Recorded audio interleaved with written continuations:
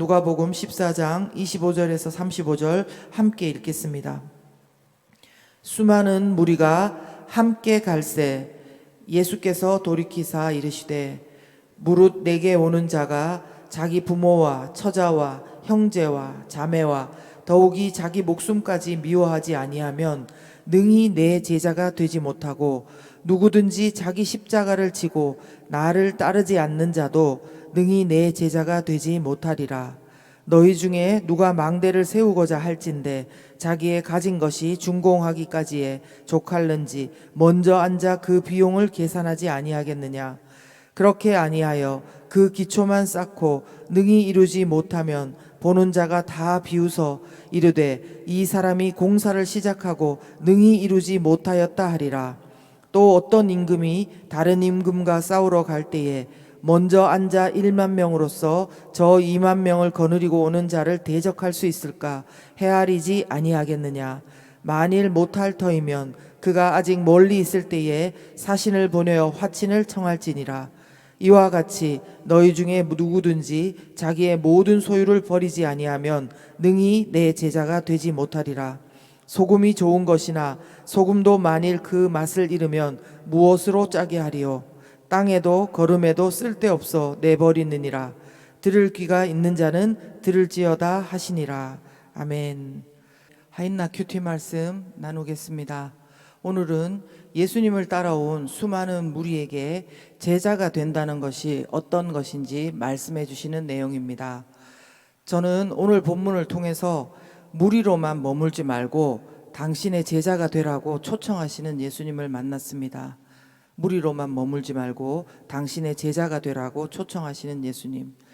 수많은 무리가 예수님께로 몰려왔습니다.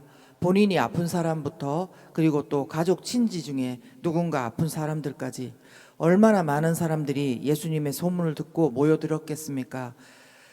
그래서 어디에 예수님이 나타나셨다는 소문만 돌면은 아마 그곳으로 순식간에 많은 사람들이 몰려들었을 것입니다.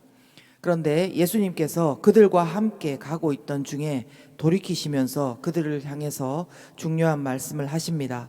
바로 어떤 사람이 예수님의 제자가 될 수 있는가에 관한 말씀이었습니다. 먼저 26절 말씀인데요.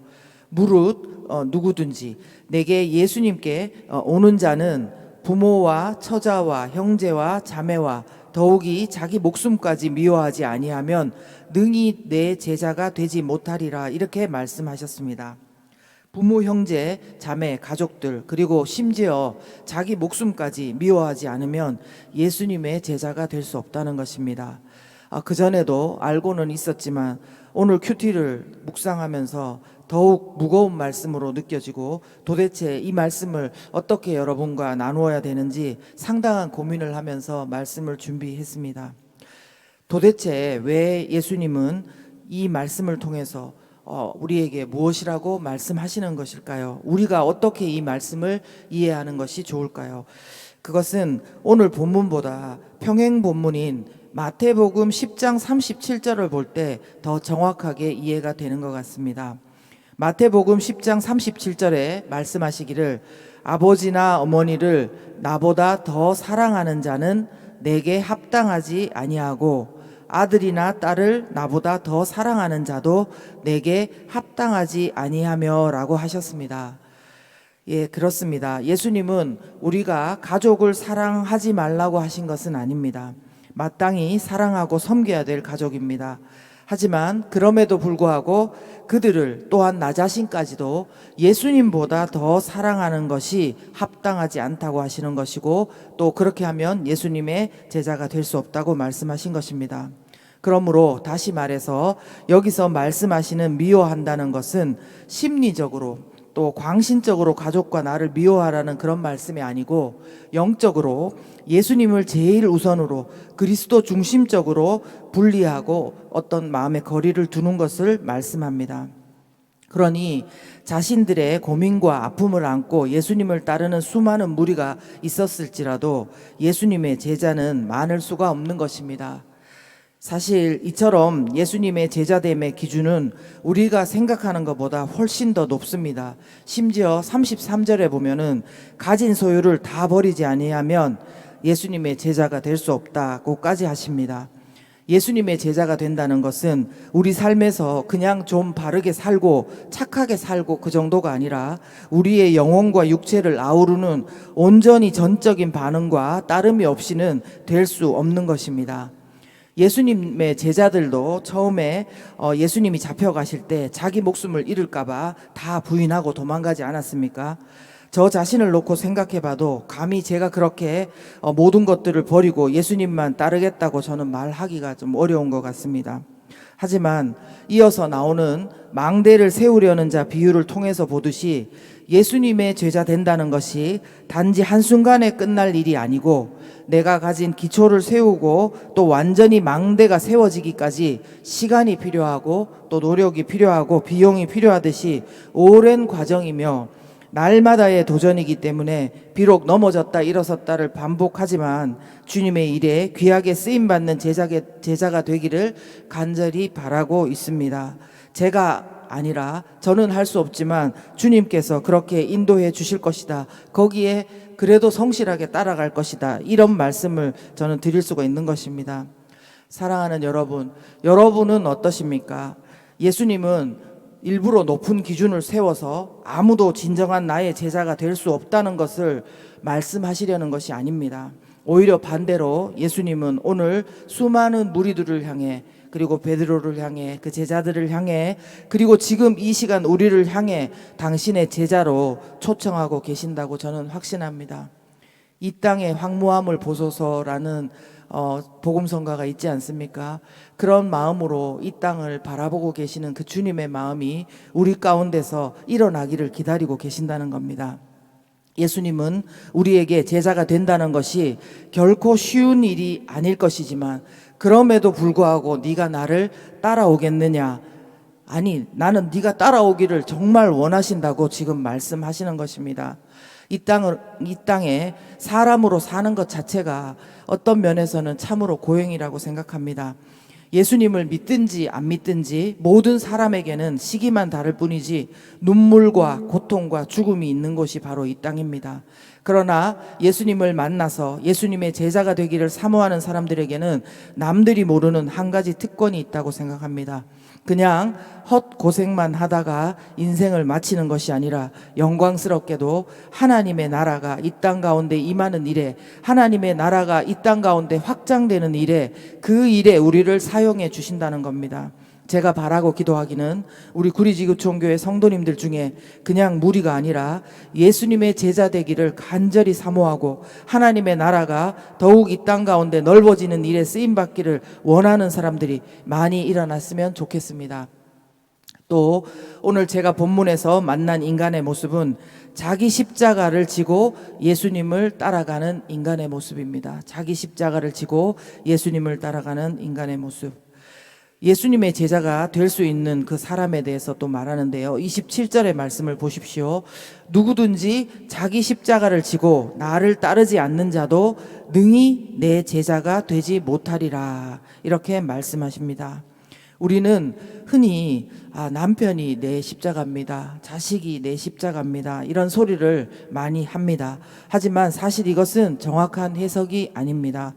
만약 고생이나 힘듦이 우리 자신의 십자가라면 상대적으로 덜 고생하고 덜 힘든 사람들은 그러면 예수님의 제자가 될 수 없는 것입니까? 아닙니다. 교회사를 봐도 그렇고 또 성경을 보아도 그렇고 많은 사람들이 자신의 명예와 부, 권력을 버리고 예수님을 따랐습니다. 우리가 아는 바울이 또 그 대표적인 예가 아니겠습니까?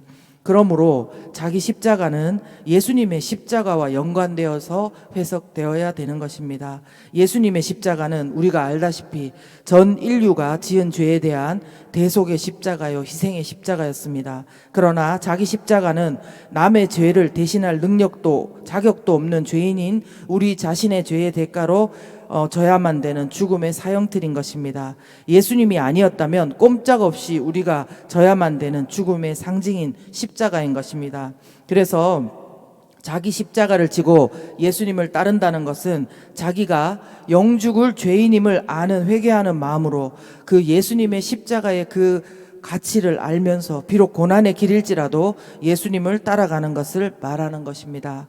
그것도 한 번이 아니라 매일의 삶에서 자기를 부인하면서 예수님을 따르는 삶인 것입니다.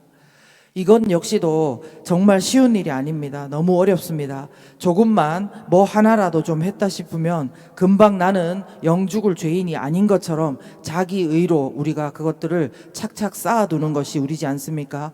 누가 조금만 비판하면 속으로 정말 분이 나고 그러는 너는 어떠냐고 그렇게 대뜸 마음이든지 말이든지 행동이든지 그렇게 갚으려고 하는 것이 바로 우리네 속성이지 않습니까?